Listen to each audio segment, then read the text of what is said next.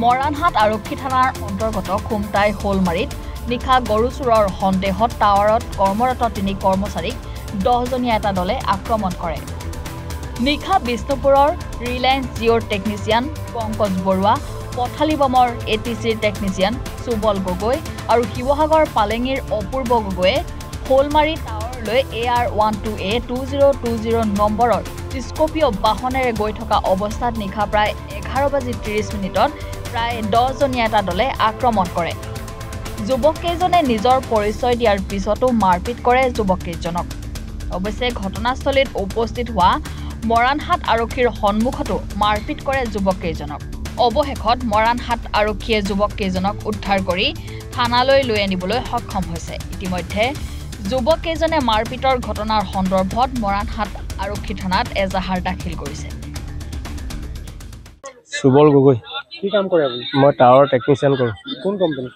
ATC tower বুলি কয়। তেখেতৰ চব মিডৱে থাকে, এয়াৰটেল থাকে, ভডাফোনো থাকে। তাত মই সেই পাৱাৰ বিভাগটো মই চাওঁ। কি হ'ল ঘটনাটো নিশা? ঘটনাটো মানে মই এই বিষ্ণুপুৰৰ পৰা মোৰ লগৰ পংকজৰ লগত আৰু প্লাছ অপূৰ্ব বুলি কয়, আমি গোটেই 3জন টাৱাৰৰ কাম হয় লগতে আছিলোঁ কাৰণে তেখেতৰ টাৱাৰটো হ'ল শোলমাৰী টাৱাৰলৈ বুলি গৈ আছিলোঁ। গৈ থাকোঁতে ৰাস্তাতে জাষ্ট বিষ্ণুপুৰৰ পৰা শোলমাৰী পৰা মাজতে বাগান এডোখৰ জেগাতে আমি জাষ্ট অকণমান ৰখিছিলোঁ। ৰখোঁতেই 7-8জনমান ব্যক্তি আহিলে। প্ৰথম আহি পোনে ক'ত যাওঁ কি কৰি প্ৰথম মোবাইলটো ল'লে, তাৰপৰা মোক মাৰিলে, গাড়ী গিলাচ চিলাচ ভাঙিলে, ধাম ধুম মাৰপিট কৰিলে। তাৰপৰা আৰু মানুহ আহিলে, অহাৰ পিছত তাৰপিছত লাষ্টত গৈ কিনে সিহঁতে কি কয় আমাক ভুৰাকৈ মানে কেলৈ মাৰিছোঁ কি কথা কুৱেশ্যন কৰিছে। আইডি প্ৰুফ দেখাইছোঁ, আইডি প্ৰুফখিনি লৈ থৈছে, ঘড়ীটো কাঢ়ি ল'লে। তাৰপৰা প্লাছ লগৰকেইজনকতো মাৰিছে, এজনতো আমাৰ পংকজৰ সোণৰ চেনলৈকে কাঢ়ি লৈছে। লৈ তাৰপিছত কি কৰিলে তেখেতলোকে যেতিয়া হ'ল মানে 2-এজন তাতো ওলাইছে কি হ'ল কি কেনে হৈছে, কিন্তু সিহঁতি গৰু চুৰ কৰিবলৈ আহিছিলে। কালিও আহিছে, কালিও নিছে, আজিও নিছে। মোৰ গাড়ীত প্ৰুফ আছেনে, কিবা মোৰ জেগা আছেনে, স্পেচ আছেনে কিবা গৰু তুলিবলৈ, সেনেকুৱা একো জেগা নাই। আপোনালোকে চাব পাৰে বোলে গৰু চুবলৈ চিট এটা খোলা বোলে কিবা আছে নেকি। আৰু আমি এমপ্লয় হয়, ৰাত দিন 24 ঘণ্টা ডিউটি কৰোঁ।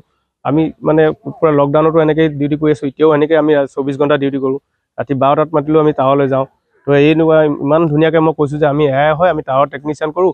তো সেনেকৈ কৰি বস্তুকে কাঢ়ি মাৰ ধৰ কৰি তাৰপাছত আমাক গৰু চুৰ হৈ যায় তেখেতলোকে। কেনেকৈ ওলাই আহে?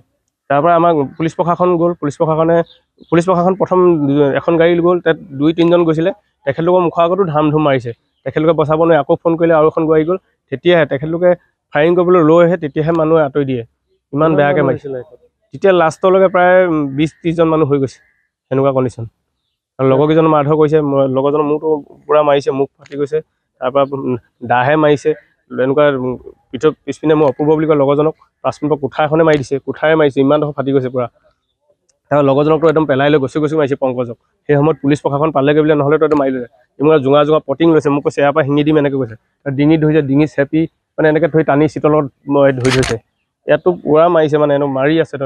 এইটো ডাক চক একদম এনেকৈ ৰছীডাল এনেকৈ ধৰি থৈছিলে, চিটৰ লগত টানি দিছে এটা 5 মিনিটৰ পৰা। দৰ্জা গাড়ী পূৰা সম্পূৰ্ণ গাড়ী ভাঙিছে, দৰ্জা ভাঙি চুচুৱাই মাৰিছে মোক। চোলা পেণ্টটো চিনি পাইছে নেকি কাৰোবাক? বৰ্তমানতো চিনি নাই পোৱা। এতিয়া খালি ইজনক ফোনা-ফোনি কৰোঁতে 2-3জন মানুহৰ নাম ওলাইছে। এতিয়া এজাহাৰ দিছোঁ, আমি এজাহাৰ দিছোঁ।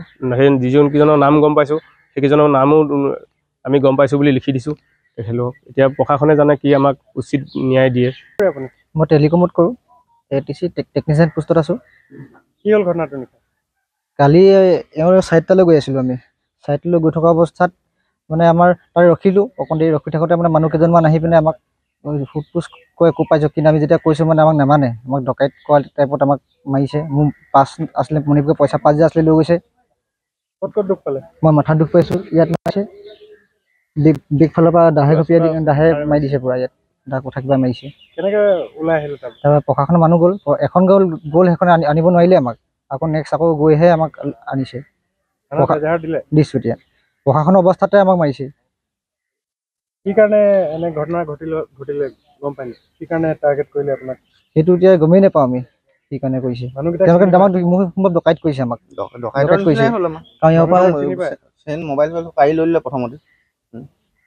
কি কাৰণে ঘটনা হ'ল?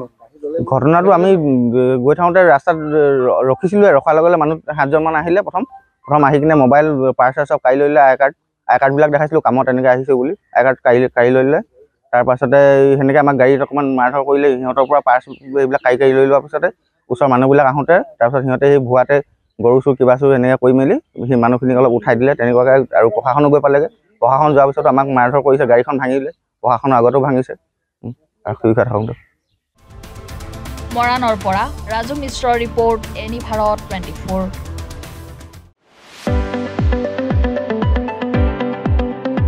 ৰঙাপাৰাবাসীৰ বাবে সুখবৰ আপুনি যদি দুচকীয়া বাহন ল'ব বিচাৰিছে তেন্তে এতিয়াৰে পৰা আৰু চিন্তাৰ কোনো প্ৰয়োজন নাই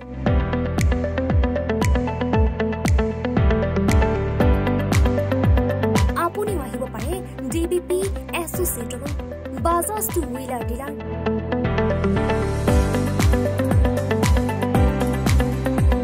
আমাৰ ঠিকনা ৱাৰ্ড নং 8 ঠাকুৰবাৰী ৰোড ডাকঘৰ ৰঙাপাৰা জিলা শোণিতপুৰ